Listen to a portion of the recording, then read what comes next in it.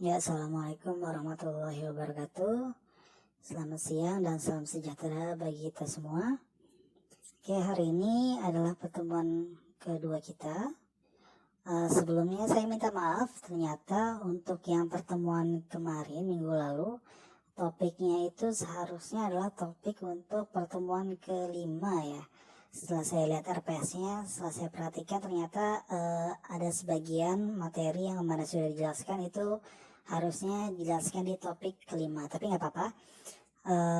Oleh karena itu untuk pertemuan kali ini saya akan coba mengulang kembali sesuai dengan di RPS ya. Untuk yang topik pertama terkait dengan tinjauan akuntansi pajak, kemudian kita akan memahami terkait dengan pembukuan dan perbedaan antara akuntansi dengan perpajakan, serta kita akan sedikit membahas terkait dengan di topik kedua terkait dengan pajak atas aset ya.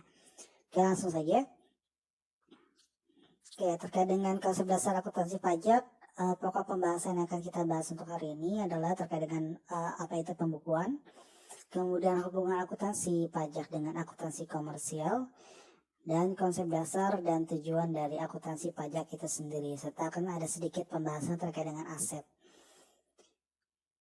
Oke, yang pertama yang perlu dipahami terkait dengan akuntansi perpajakan adalah pembukuan itu sendiri, di mana core dari akuntansi adalah pembukuan ya, pembukuan yang baik dan benar, sehingga kita bisa membuat suatu report yang dapat digunakan untuk pengambilan keputusan.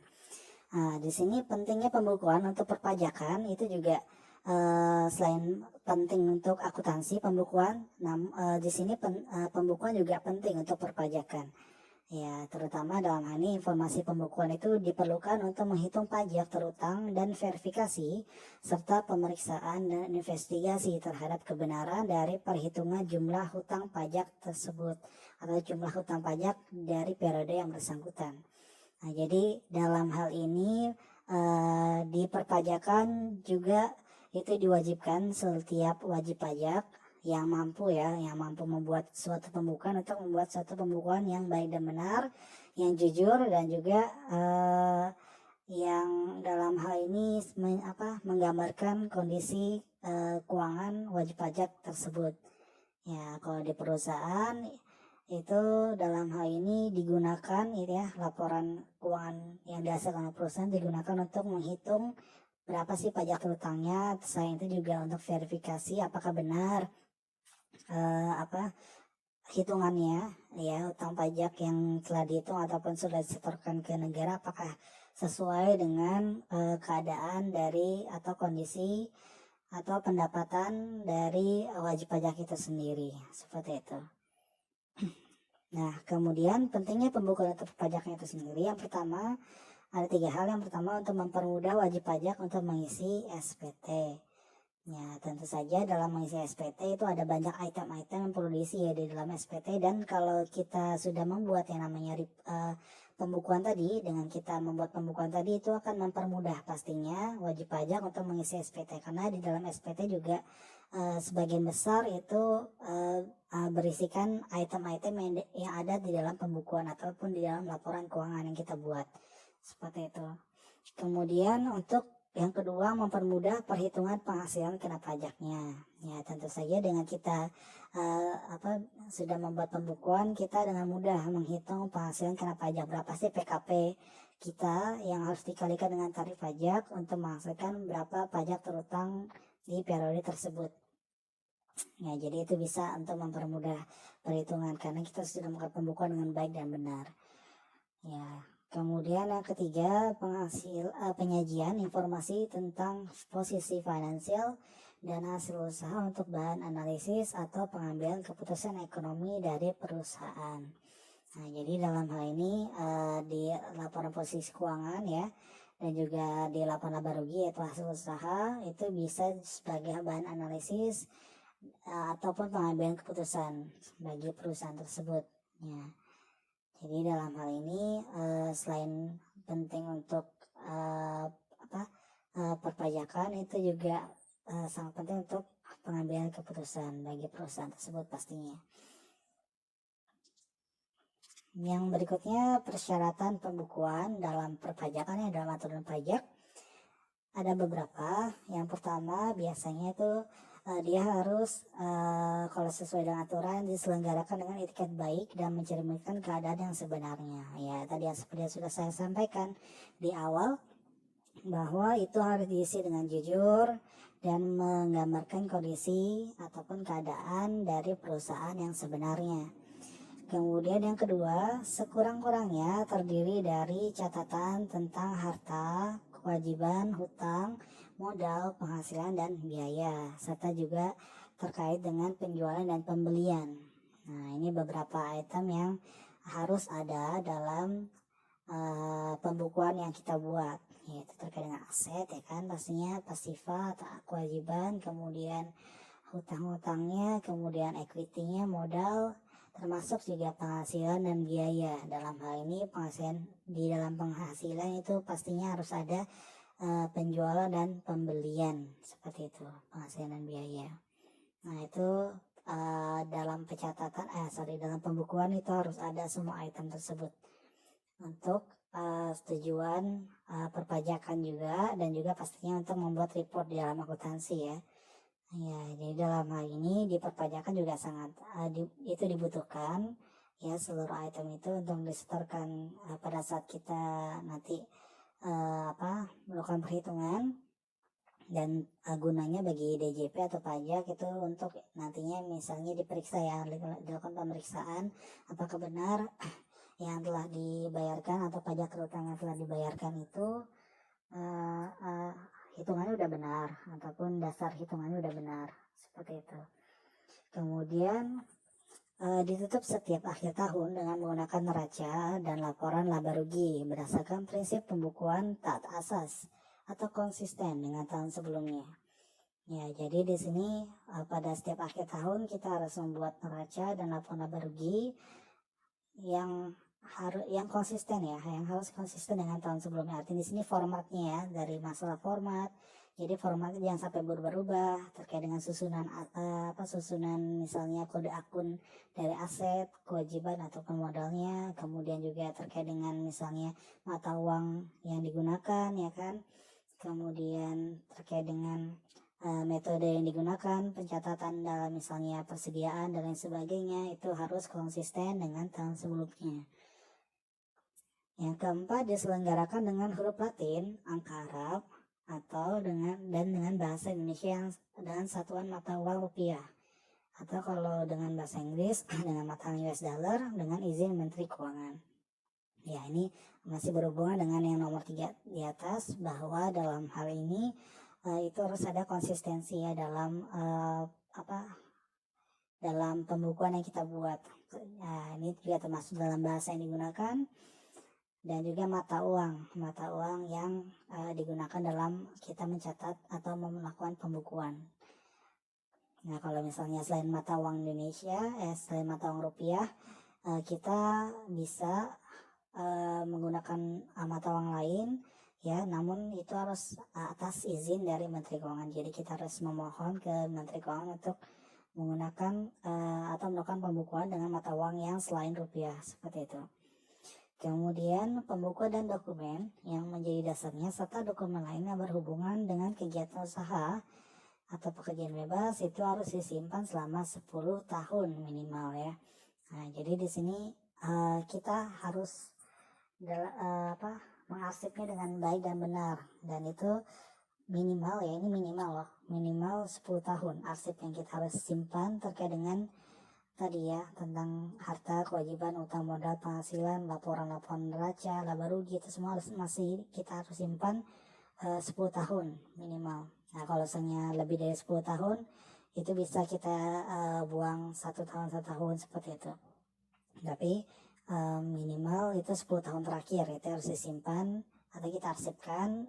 Kenapa kita harus arsipkan itu? Karena jika suatu waktu ada pemeriksaan, itu arsip itu akan diminta oleh aparat pajak untuk bisa dilakukan pengecekan ataupun pemeriksaan, investigasi terkait dengan wajib pajak yang bersangkutan. Jadi itu harus diarsip dengan baik dan benar. Karena kalau tidak itu bisa kena sanksi ya. Kalau tidak, kita tidak bisa terjadi pemeriksaan terus kita tidak bisa menyerahkan dokumen-dokumen tersebut, maka kita bisa kena sanksi pidana ataupun perdata seperti itu. Nah, ini ya sanksinya. Sanksi tidak diselenggarakan pembukuan. Nah, wajib pajak sudah melakukan pembukuan untuk tujuan pajak, namun tidak melakukannya. Nah, jadi padahal dia mampu dalam hal ini. Kemudian dalam dari sisi pendapatan dia udah besar ya, udah lumayan besar dan sudah PKP misalnya, tapi dia tidak melakukan pembukuan, maka di sini ada sanksinya, yaitu penghasilan netonya akan dihitung berdasarkan norma perhitungan. Jadi dia menggunakan sistem norma ya. Nah, kemudian pajak yang kurang bayar dari hasil penerapan norma perhitungan akan dikenai sanksi berupa kenaikan pajak 50% atau 100% dari pajak yang kurang bayar berdasarkan pasal 13 ayat 3 Undang-Undang KUP. Nah, ini ya sanksinya. Jadi kalau memang kita tidak melakukan pembukuan, itu kita dihitungnya pakai sistem norma. Norma ini dia ada tarifnya, tarif tunggal seperti itu. Kalau misalnya contohnya kalau di seingat saya itu yang pakai norma persentase 1% untuk yang rumah makan ya, rumah makan atau warung-warung itu ya, warung-warung yang selain restoran itu dia kena 1% rasanya dari bruto ya, tolong koreksi kalau salah ya. Nah, kemudian kalau misalnya contohnya 1% dari misalnya brutonya 10 juta satu bulan, nah jadi 1%-nya berarti 100.000 ya, 10 juta 100 ya, udah 100.000 itu dikalikan kena sanksi 50 sampai dengan 100% tergantung dari kelalaiannya ya, nanti pada saat nanti di pengadilan pajak seperti itu. Nah, jadi jangan sampai dalam hal ini kita kena sanksi ini ya, jadi akan lebih baik kalau kita melakukan pembukuan. Karena apa? Karena walaupun dalam hal ini usaha kita masih kecil, namun dengan adanya pembukuan itu akan sangat membantu ya. Selain dari di bidang akuntansi, dia juga akan membantu di bidang perpajakan. Selain itu dengan adanya pembukuan kita bisa mengklaim adanya biaya dan lain sebagainya, sehingga itu bisa mengurangi beban pajak akhir tahun kita atau beban pajak di periode yang bersangkutan seperti itu. Tolong untuk yang norma perhitungan kayak perhitungan pajak berdasarkan norma, kalau ada yang tahu berapa persentasenya untuk yang sekarang, tolong komentar di bawah ya seperti itu, atau bisa kasih contoh untuk perhitungan dengan menggunakan tarif norma atau berdasarkan norma, itu tolong komentar di bawah. Oke, selanjutnya hubungan akuntansi pajak dan akuntansi komersial. Ya, tujuan akuntansi untuk komersial itu pastinya untuk menyediakan laporan dan informasi keuangan serta info lain kepada pihak yang mengambil keputusan. Nah, jadi itu intinya ya dari akuntansi komersial, yaitu menyediakan suatu laporan ataupun informasi yang bersifat keuangan pastinya untuk pihak-pihak yang berkepentingan, baik itu internal ataupun eksternal. Sementara kalau di pajak ya, di perpajakan itu menyajikan laporan keuangan dan informasi lain atau tax compliance ya, kepatuhan pajak kepada administrasi pajak. Nah, jadi gunanya juga dalam pajak itu laporan keuangan itu digunakan untuk pada saat nanti rekonsiliasi fiskal ya, itu membuat laporan keuangan berdasarkan aturan perpajakan serta sebagai tax compliance atau bentuk kepatuhan ya, bentuk kepatuhan kita sebagai wajib pajak kepada DJP ataupun kepada administrasi pajak ya, itu sebagai tujuan administrasi seperti itu. Nah, di sini undang-undang pajak memiliki prioritas untuk dipatuhi di atas praktik dan kewajiban akuntansi. Jadi dalam hal ini undang-undang pajak itu lebih tinggi daripada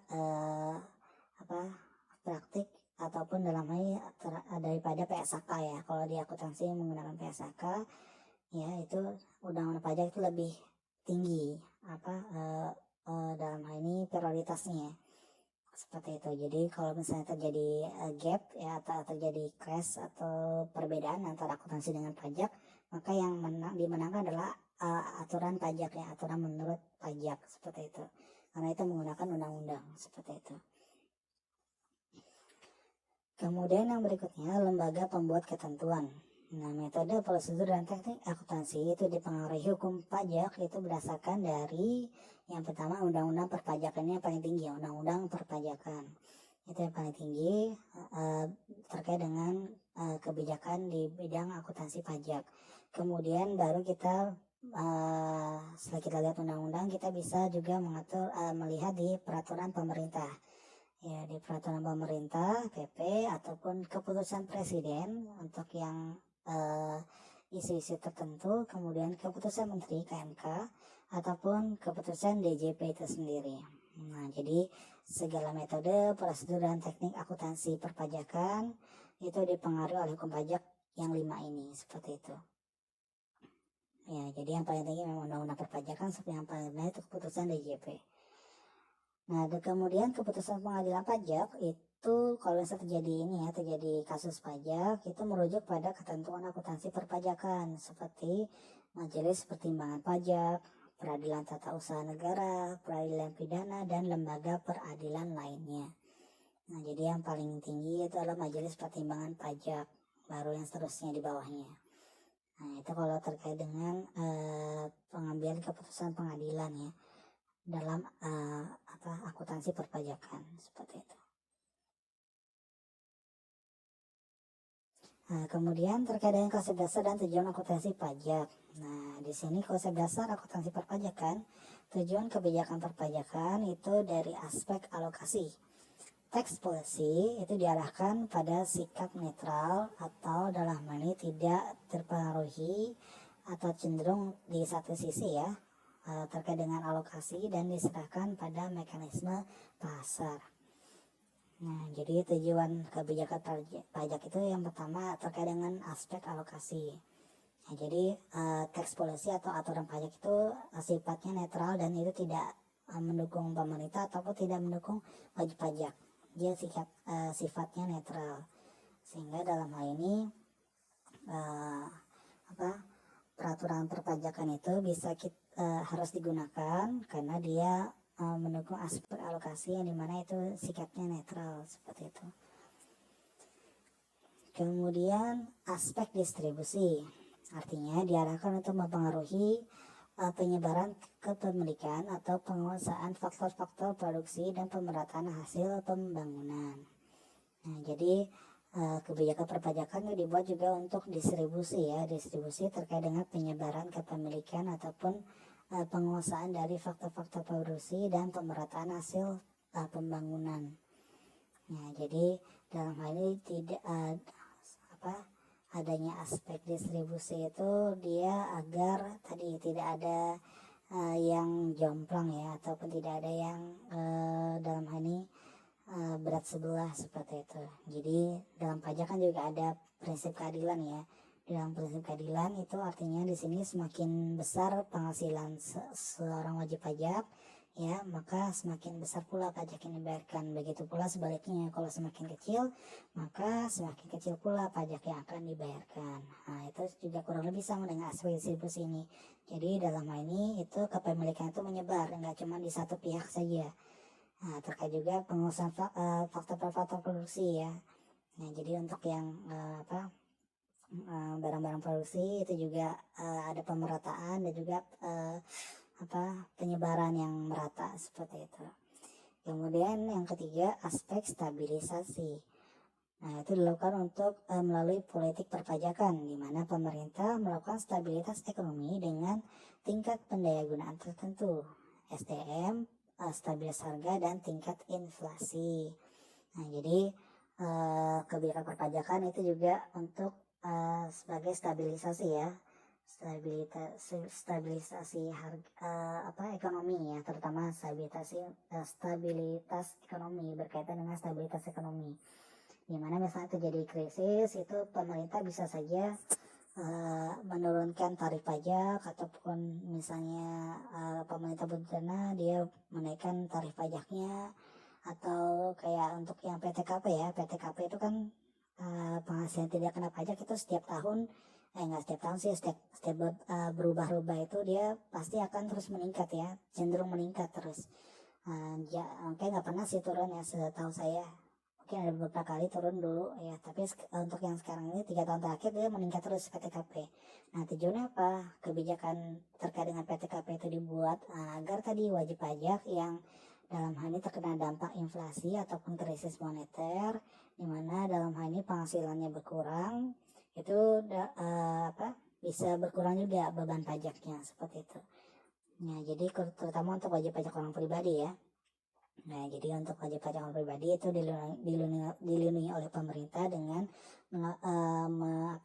menerbitkan suatu kebijakan-kebijakan di bidang perpajakan. Salah satunya tadi untuk pemberian PTKP atau penghasilan tidak kena pajak yang terus meningkat seperti itu.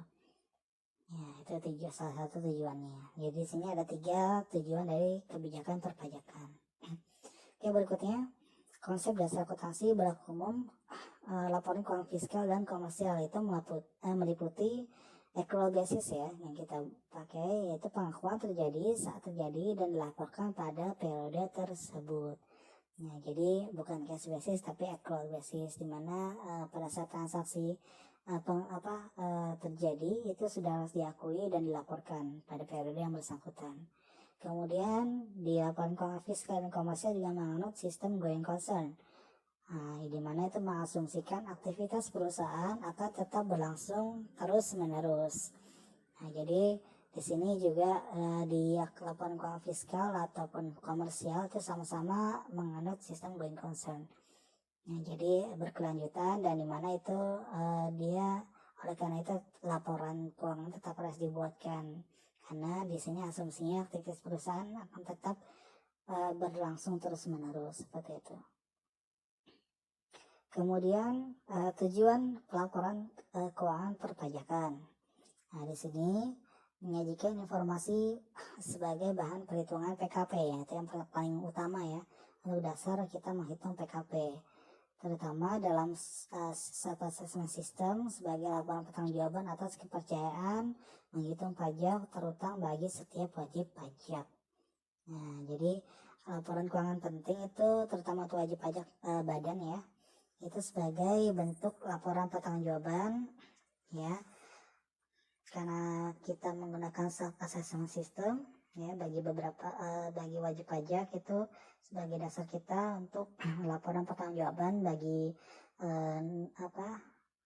atas pajak yang kita bayarkan seperti itu. Jadi jika terjadi pemeriksaan itu bisa menjadi dasar kita bahwa kita sudah melakukan membuat laporan keuangan yang baik dan benar seperti itu. Yang berikutnya ciri kualitatif laporan keuangan perpajakan. Nah, di sini untuk ciri kualitatif itu sama dengan ciri kualitatif akuntansi komersial. Ya, yang pastinya yang pertama harus relevan ya. Relevan artinya di sini itu dia harus bisa kita telusuri. Ya, kita bisa telusuri dan kita bisa buktikan dengan cara tadi mengarsip berkas-berkas yang diperlukan atas setiap transaksi yang bersifat keuangannya seperti itu, yaitu relevan bisa ditelusuri, kemudian dapat dimengerti. Artinya di sini kita harus membuat suatu laporan yang mudah dimengerti ya, karena yang seperti yang sudah kalian pelajari ya di pengantar mungkin ya, di pengantar akuntansi, bahwa akuntansi itu merupakan satu seni ya, salah satu seni di mana dalam hal ini kita membuat satu laporan yang harus bisa dimengerti oleh setiap orang ya, bahasa bisnis istilahnya itu ya. Dalam akuntansi kita harus membuat laporan itu sebagai suatu bahasa bisnis yang dapat dimengerti oleh setiap orang yang membacanya atau setiap orang yang berkepentingan atas laporan keuangan tersebut seperti itu. Nah, jadi di laporan keuangan perpajakan juga sama kayak laporan keuangan akuntansi komersial ya, itu harus dapat dimengerti. Kemudian terkait dengan keandalan. Nah, ini keandalan artinya dia dapat diandalkan atau dalam hal ini konsisten juga ya, dalam kaitan dengan konsisten dan bisa kita tracer atau telusuri, kita buktikan perhitungannya seperti itu. Nah, itu dapat diandalkan. Itu sama dengan akuntansi komersial juga gitu ya, harus dapat diandalkan, dapat kita hitung ulang dan kita bisa tracing itu. Kemudian yang terakhir dapat diperbandingkan ya, pastinya comparability ini sangat juga diperhatikan dalam pelaporan keuangan perpajakan. Nah, jadi jangan sampai kita membuat laporan itu berbeda-beda tiap tahun ya. Ya, itu juga di akuntansi komersial itu nggak boleh. Kita harus membuat, misalnya kita menentukan satu metode, berarti itu harus kita terus pakai sampai dengan seterusnya, seperti itu. Terutama dan juga terkait dengan formatnya ataupun dari kode akun ya, itu juga harus kita konsistenkan. Sehingga apa? Sehingga laporan yang kita buat setiap tahunnya itu bisa kita perbandingkan. Jadi misalnya tahun 2020 itu formatnya harus sama dengan tahun 2019 yang kemarin, seperti itu.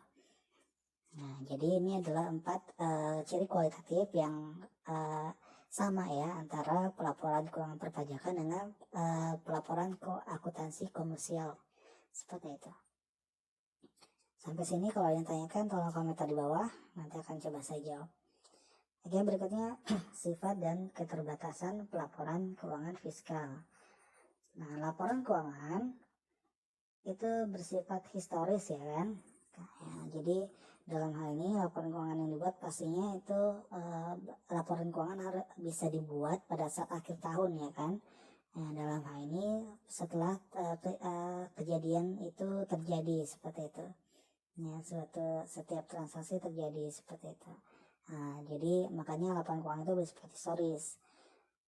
Kemudian proses penyusunan laporan keuangan tidak luput dari penggunaan estimasi dan berbagai pertimbangan. Nah, jadi dalam laporan keuangan fiskal itu banyak terdapat estimasi-estimasi dan pertimbangan-pertimbangan ya, baik itu dari bidang akuntansi sendiri ataupun dalam bidang perpajakan atau ya kebijakan dari aturan pajak, seperti itu. Nah, maka dari itu merupakan suatu keterbatasan ya dari laporan keuangan fiskal. Kemudian lebih mengutamakan hal material ya tanpa mengurangi kelengkapan materinya. Ya, jadi di sini jikalau hal tersebut tidak material, maka dia tidak terlalu diperhatikan atau tidak ditampilkan di laporan keuangan fiskal, seperti itu. Ya, padahal bisa saja hal-hal yang tidak material tadi itu bisa mempengaruhi ataupun itu mempengaruhi dari kondisi perusahaan tersebut ya, ataupun wajib pajak tersebut, seperti itu. Itu makanya keterbatasan dari laporan keuangan fiskal. Kemudian laporan keuangan terutama menekankan makna ekonomis atau substansial ya, dia mengutamakan substansinya saja pada setiap transaksi tanpa dalam kondisi tertentu memperhatikan bentuk yuridis formalnya. Nah, jadi di laporan keuangan itu dia mengutamakan substansinya saja atau makna ekonomisnya. Ya, nominalnya saja diperhatikan ataupun dalam ini substansial saja yang diperhatikan dari setiap transaksi tanpa memperhatikan bentuk formalnya. Jadi kayak nggak ada aturan yang tidak terlalu memperhatikan aturan yang baku. Tapi kan kalau di pajak itu dia ada ininya, ada undang-undangnya, itu harus yang berkaitan dengan yuridis formalnya, bentuk yuridis formalnya itu ada undang-undangnya. Tapi di laporan keuangan biasa akuntansi tidak ada, seperti itu. Kemudian terdapat alternatif yang dapat digunakan yang mengakibatkan variasi dalam pengukuran sumber ekonomis dan tingkat kesuksesan antar wajib pajak. Nah, jadi di sini metode-metode ya, contohnya misalnya metode penilaian persediaan itu ada FIFO ya kan, FIFO rata-rata yang dipakai. Nah, itu kita bisa memilih mana yang digunakan, maka dari itu mengakibatkan adanya suatu variasi ya dalam pengukuran sumber ekonomis ya, sumber ekonomi yang bersifat finansial ya dalam laporan keuangan, sehingga itu beda-beda antar wajib pajak, seperti itu. Kemudian informasi kualitatif, informasi yang bersifat kualitatif, sedangkan fakta yang tidak dasar, yang tidak dapat dikuantifikasikan ya kan, umumnya itu dikesampingkan, seperti itu. Ya, jadi yang tidak bersifat kuantitatif atau tidak nilai-nilainya, yaitu bersifat kualitatif itu biasanya dikesampingkan kalau tidak ada dasarnya, seperti itu. Maka dari itu merupakan sifat dan keterbatasan pelaporan keuangan fiskal, seperti itu. Nah, berikutnya laporan keuangan fiskal. Terkait dengan laporan keuangan fiskal, kita akan sedikit membahas di sini terkait dengan pendekatan umumnya, perbedaan orientasi pelaporan, dan prinsip akuntansi sebagai subjek perbedaan serta proses penyusunannya. Langsung saja. Nah, pendekatan penyusunan laporan keuangan fiskal sebagai solusi antara ketentuan dari akuntansi dan ketentuan perpajakan. Nah, di sini pendekatan yang kita umumnya bisa gunakan ya. Yang pertama, terkait dengan ketentuan pajak itu secara dominan mewarnai praktek akuntansi. Nah, jadi biasanya kalau dalam PSAK itu ya, dalam PSAK itu mereka pasti akan merefer ke undang-undang perpajakan juga. Nah, maka dari itu di sini undang-undang perpajakan, karena undang-undang perpajakan itu lebih tinggi daripada aturan akuntansi ya. Maka dari itu dalam praktek akuntansi itu ketentuan pajak itu dia bisa dalam hal ini bisa kita sebutkan itu dominan dalam praktek akuntansi praktek akuntansi yang digunakan di Indonesia seperti itu. Kemudian terdapat dua pembukuan oleh perusahaan, yaitu ada pembukuan sesuai dengan ketentuan pajak dan pembukuan sesuai dengan praktik komersial atau akuntansi komersial. Nah, jadi di sini kita harus buat dua nih, mau nggak mau ya, berdasarkan ketentuan pajak dan praktik komersial, karena itu ada banyak yang berbeda ya antara praktik komersial dengan ketentuan perpajakan laporan yang dihasilkan atau pembukuannya ya, untuk prosedur pembukuannya. Kemudian ketentuan pajak itu untuk tujuan penyusunan laporan keuangan merupakan standar independen yang terpisah dari prinsip akuntansi yang kita gunakan ya kan. Nah, jadi di sini ketentuan pajak yang digunakan untuk tujuan laporan keuangan itu merupakan standar yang berbeda dengan prinsip akuntansi yang biasa kita gunakan di PSAK ataupun dari prinsip-prinsip yang berterima umum ya Prabu, seperti itu. Kemudian pembukuan perusahaan sesuai dengan praktik komersial, kemudian melakukan rekonsiliasi sesuai ketentuan pajak. Nah, jadi di sini prosedur atau pendekatan yang biasa kita gunakan, kita buat pembukuan sesuai dengan praktik komersial dulu, baru kemudian di akhir tahun kita pada saat kita ingin menghitung berapa pajak hutang, kita melakukan rekonsiliasi ya, rekonsiliasi agar laporan yang kita hasilkan itu sesuai dengan aturan ataupun ketentuan perpajakan yang berlaku. Kemudian yang berikutnya, ketentuan pajak merupakan sisipan terhadap standar akuntansi. Nah, jadi di sini tadi ya seperti yang saya sudah sampaikan bahwa PSAK ya, contohnya standar akuntansi yang kita menggunakan PSAK itu dia pastinya harus menyisipkan beberapa ketentuan sesuai dengan aturan perpajakan yang berlaku seperti itu. Kemudian pembukaan perusahaan itu sesuai dengan SHK ataupun PSAK, namun preferensi diberikan pada ketentuan perpajakan jika ada pengaturan yang tidak sejalan dengan SHK. Artinya apa? Artinya di sini yang seperti sudah dijelaskan di awal bahwa undang-undang perpajakan itu lebih tinggi posisinya atau lebih priority. Ya, lebih priority dibanding dengan aturan yang lainnya ataupun aturan akuntansi komersial yaitu PSAK atau SHK seperti itu. Oleh karena itu jika terjadi ada yang tidak sejalan atau ada yang berbeda ya dalam penyusunan laporan keuangan fiskalnya, maka yang harus kita prioritaskan adalah aturan pajak seperti itu, karena dia menggunakan undang-undang seperti itu. Oke, selanjutnya perbedaan orientasi pelaporan.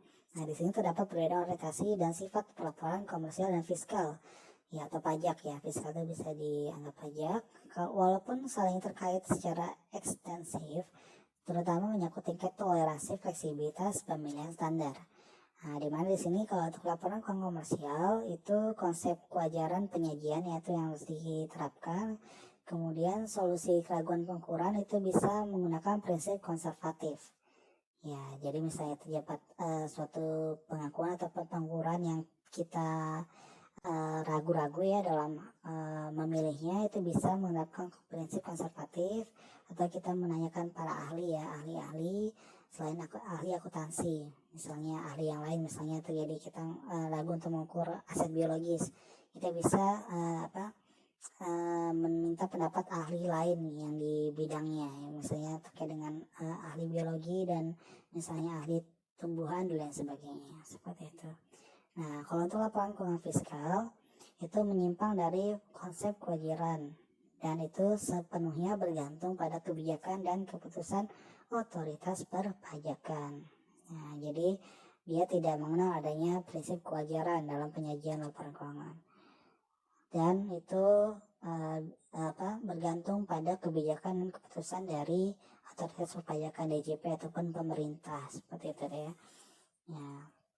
Jadi ini yang perbedaan orientasi dari pelaporan fiskal ataupun komersial, seperti itu, yang sehingga ini bisa menimbulkan crash tadi. Oleh karena itu perusahaan itu harus membuat 2 laporan ya, dan laporan dalam setiap tahunnya, itu laporan komersial dan laporan keuangan untuk khusus fiskal, seperti itu ya, karena dia orientasinya berbeda pelaporannya. Selanjutnya, prinsip akuntansi sebagai subjek perbedaan orientasi. Nah, di sini penetapan beban dan pendapatan dalam praktik komersial, pengakuan penghasilan pada saat realisasi transaksi pertukaran, dan pembebanan biaya dalam masa yang sama dengan pengakuan penghasilan. Nah, jadi di sini dalam komersial untuk beban dan pendapatan kan pengakuan penghasilan itu pada saat sudah ada realisasi atau ada uang masuk, seperti itu. Dan transaksi pertukaran atau pembayaran biaya pada masa depan dengan pengakuan penghasilan. Nah, kalau praktek fiskal itu kadang itu berbeda dari prinsip tersebut.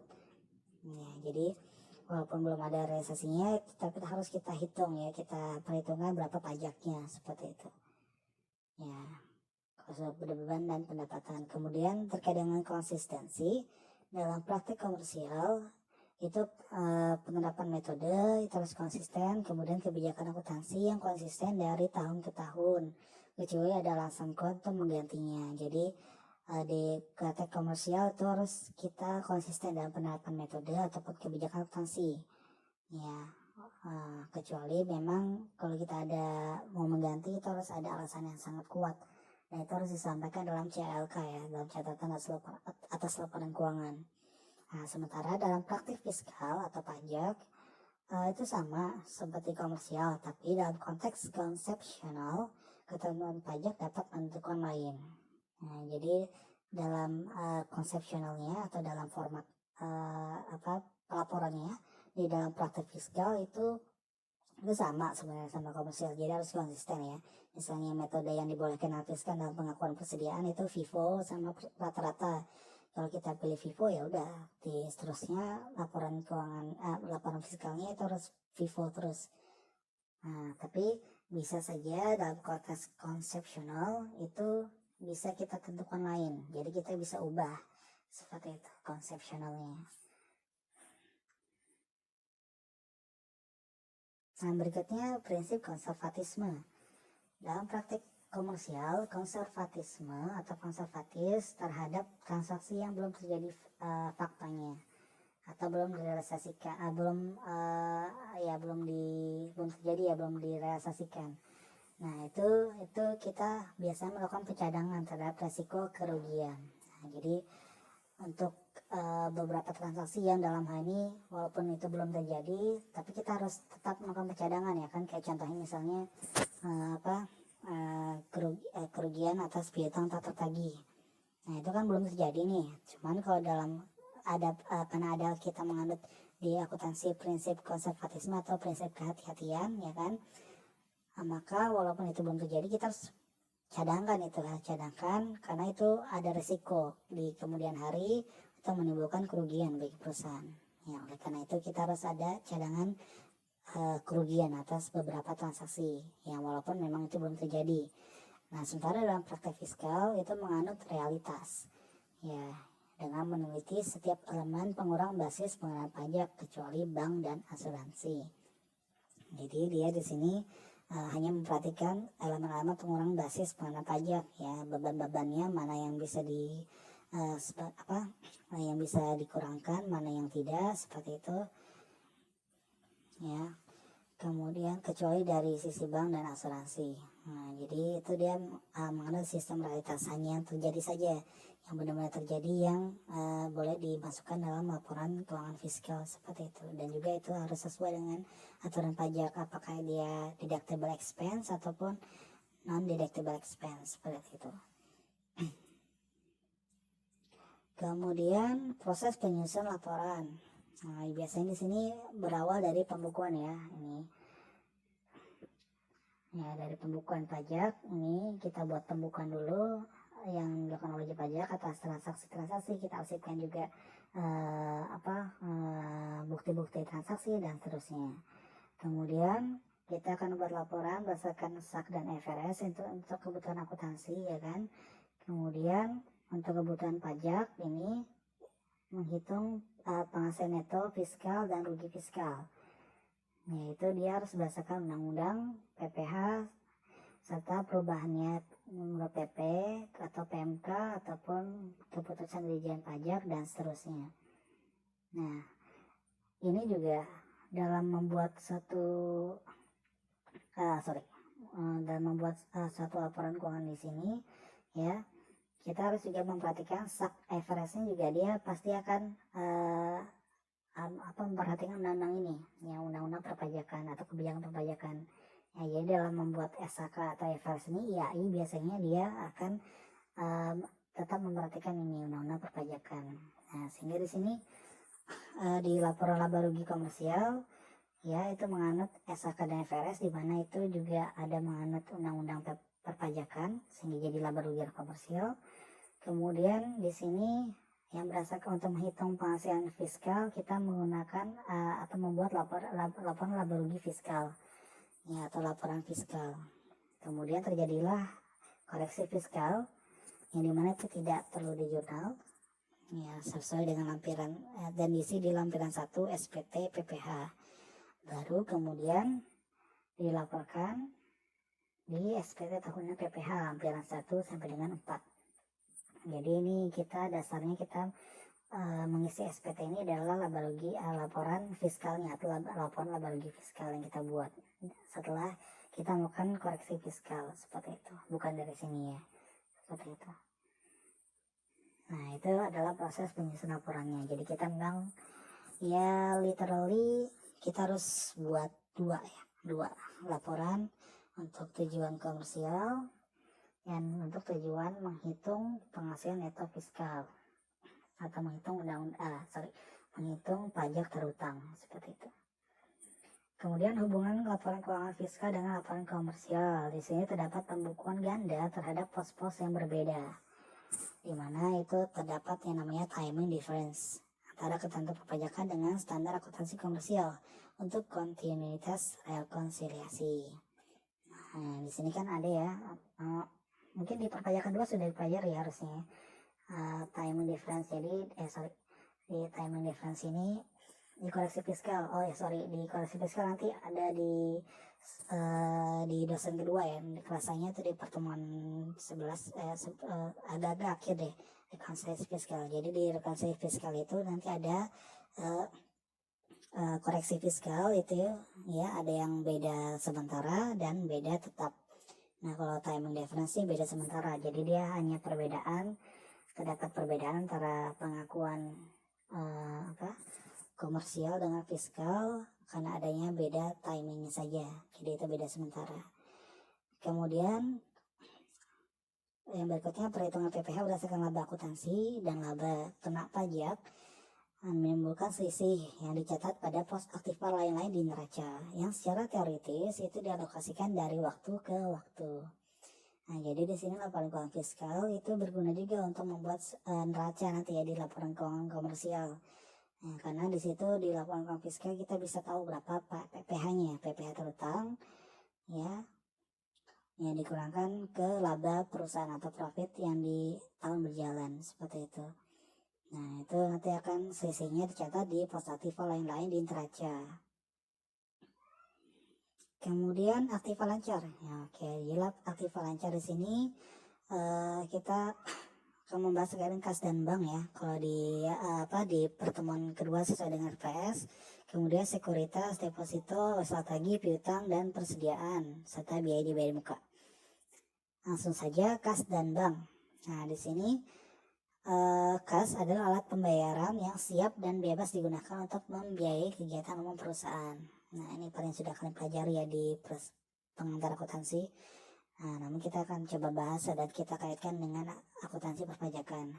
Nah, di PSAK 2 yang setara kas adalah investasi yang sifatnya paling liquid, berjangka pendek dan dapat cepat dicairkan ya menjadi kas tanpa menghadapi resiko seperti itu. Itu dimaksud dengan kas menurut PSAK 2 yang terkait dengan setara kas. Kemudian bank, sisa rekening giro perusahaan di bank yang dapat digunakan secara bebas untuk membiayai kegiatan umum perusahaan. Nah, di sini adapun yang bukan termasuk kas dan bank yaitu dana yang disisihkan untuk tujuan tertentu seperti perangko, cek mundur, cek kosong, rekening giro pada luar negeri dan tidak dapat segera dibayar. Ya, jadi itu bukan termasuk dari bank ya, akun bank seperti itu, kas dan bank. Kemudian bunga rekening giro di akuntansi komersial itu dicatat sebagai penghasilan kan ya, bunga dari rekening giro. Nah, sementara kalau di fiskal tidak boleh dicatat sebagai penghasilan. Kenapa? Karena bunga telah dikenakan PPh dengan tarif final 20% dan tidak boleh digabung dengan penghasilan lain yang dikenakan tarif umum. Ya, jadi karena di akuntansi fiskal itu dia kena PPh 23 final ya untuk bunga atas rekening giro, maka itu tidak boleh kita tambahkan sebagai penghasilan. Jadi di laporan keuangan fiskal itu kita harus hapus atau koreksi negatif, koreksi positif kalau nggak salah ya.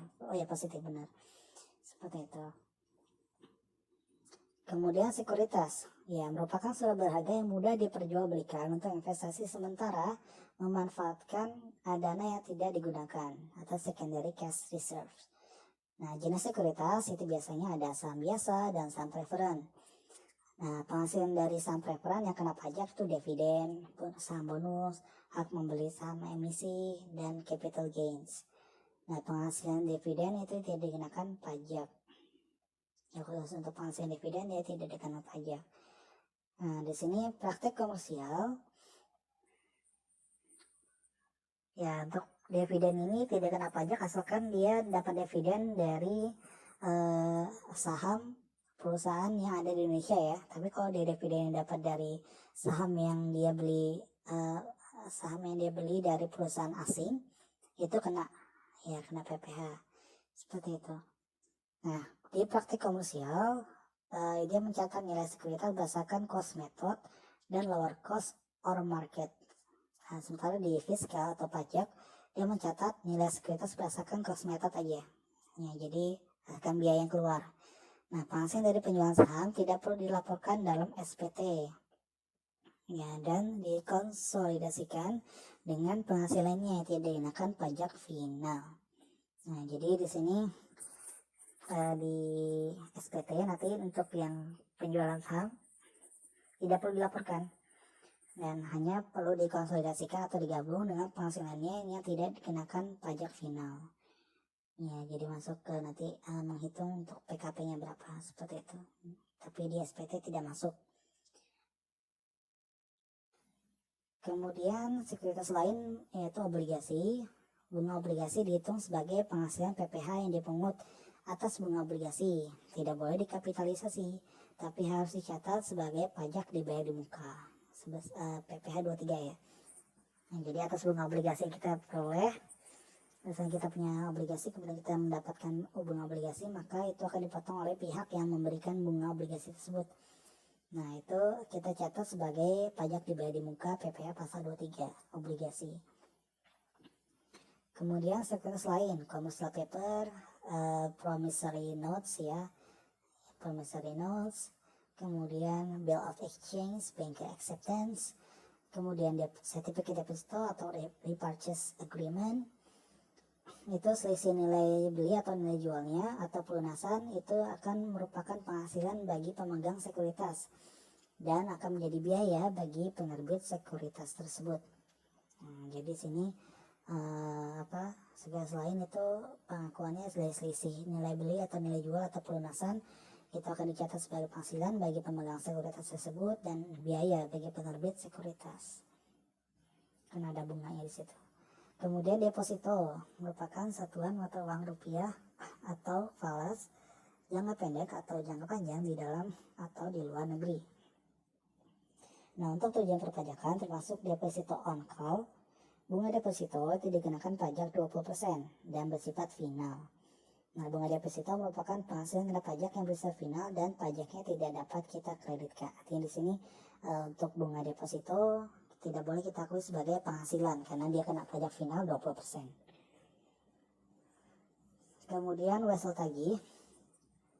Ya, wesel tagih yang timbul dari piutang penyerahan barang atau jasa itu bunga yang diterima pada saat pelunasan merupakan penghasilan pemegang wesel dan biaya bagi penerbit promes.